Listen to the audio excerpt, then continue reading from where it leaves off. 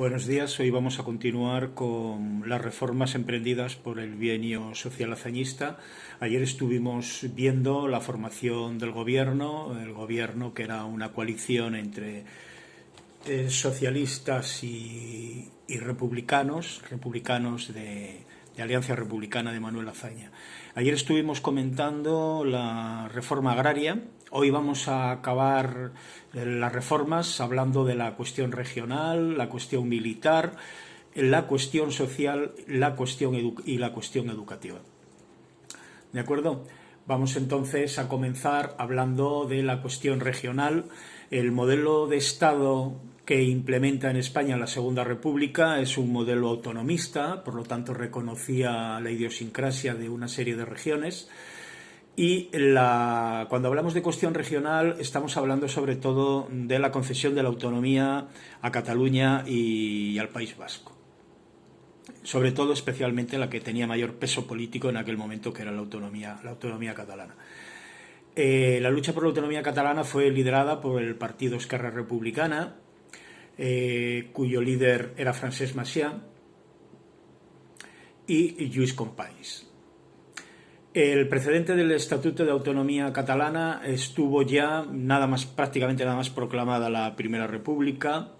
En agosto del 31, el Estatuto de Núria ya reconocía la autonomía de Cataluña. No obstante, la aprobación del Estatuto se va a demorar hasta septiembre de 1932. Y al final Cataluña consigue que se apruebe el Estatuto. Francesc Macià se convertirá en el presidente de la Generalitat y Lluís Companys presidente del Parlamento. Companys será presidente del Parlamento y Francesc Macià será el presidente de la Generalitat. ¿De acuerdo? Por el otro lado, la autonomía vasca, en estos primeros pasos de la Segunda República hubo un gran recelo, especialmente entre el Partido Socialista, concretamente la figura de Indalecio Prieto, ya que temían, como en palabras literales de Indalecio Prieto, que se podía constituir en el norte un Gibraltar vaticanista, por el peso tan importante que tenía el PNV y, lógicamente, dentro del PNV el papel tan importante que jugaba la Iglesia católica. La autonomía del País Vasco se va a demorar y no va a triunfar hasta 1936, ya durante el Frente Popular. En cuanto a la cuestión militar, el ejército era uno de los bastiones del llamado antiguo régimen y la reforma de los altos mandos militares era una cuestión sine qua non para tratar de dar estabilidad al nuevo sistema político. La reforma militar va a estar en manos de Azaña. Azaña busca, evidentemente, la fidelidad de los altos mandos militares. Y lo primero que va a hacer es exigir el juramento de fidelidad a la República, y a los que no estén dispuestos se les va a dar la opción de poder abandonar de forma voluntaria el estamento militar, conservando no obstante sus saberes y su grado. Es decir, al enemigo que huye, puente de plata en este caso. Se va a derogar también la Ley de Jurisdicciones del año 1906, y se van a suprimir los llamados tribunales de honor y los tribunales de justicia militar. En cuanto a la cuestión social, va a estar en manos de Largo Caballero, líder de la UGT. Se van a llevar a cabo una serie de reformas laborales que van a favorecer las condiciones de vida de los trabajadores y los intereses de los sindicatos. En cuanto a la cuestión educativa, se va a llevar a cabo un programa de reformas, de construcción de escuelas, de habilitación de maestros. Se construyen aproximadamente 6.700 escuelas, se habilitan 7.000 maestros, con unas condiciones de conocimiento ínfimas, pero teniendo en cuenta que en aquella época el índice de analfabetismo en la sociedad era superior al 70% de forma global, pues suponía un gran avance. Se va a poner en práctica también la enseñanza mixta. La religión va a dejar de ser una asignatura obligatoria y la educación será laica, será obligatoria y será gratuita.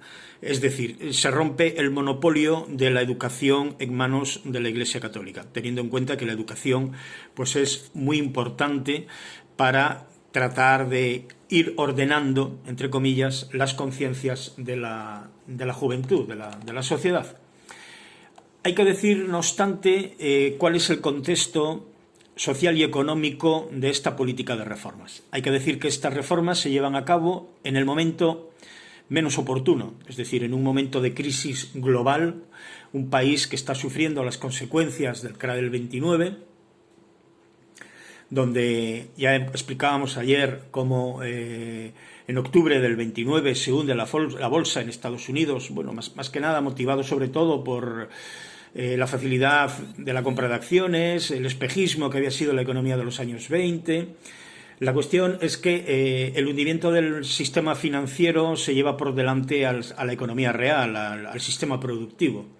A unos países les afecta de una manera y a otros les afecta de otra, pero afecta a todo el mundo, una repercusión global. España, sobre todo, pues era un país de aperitivo y postre, era un país que exportábamos materias primas y productos agrarios, no teníamos industria y en aquel momento el paradigma económico no estaba preparado para esta crisis. Imperaba un modelo económico basado en el principio de que todas las crisis se tienen que autopurgar. Fue después ya, a lo largo de los años 30, cuando en Estados Unidos se puso en práctica la doctrina keynesiana, donde el Estado se comportará como el gran agente de demanda para tratar de dinamizar la economía, mejorando la oferta, la demanda especialmente, insuflando medios económicos en la sociedad para que la mayor demanda aumentase la mayor productividad y, por lo tanto, la creación de empleo y, a su vez, pues también la recaudación fiscal. Pero en aquel momento imperaba el equilibrio presupuestario, es decir, no se podían endeudar los estados y esto era muy complicado poder solucionar la crisis si no había un aumento del gasto.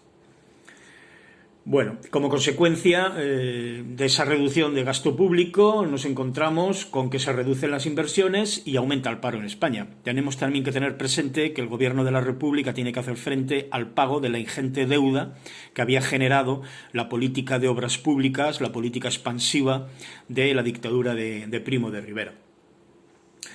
Bien, el bienio social hazañista al final va a acabar en enero de 1933. Realmente tiene lugar un suceso muy grave, que es el suceso de Casas Viejas, donde es muestra de una fuerte represión por parte del gobierno, donde unos guardias de asalto matan a un grupo de jornaleros anarquistas, y esto hace que el Partido Socialista deje de apoyar al gobierno de Azaña y no le quede más remedio que convocar nuevas elecciones que se van a celebrar en noviembre del 33.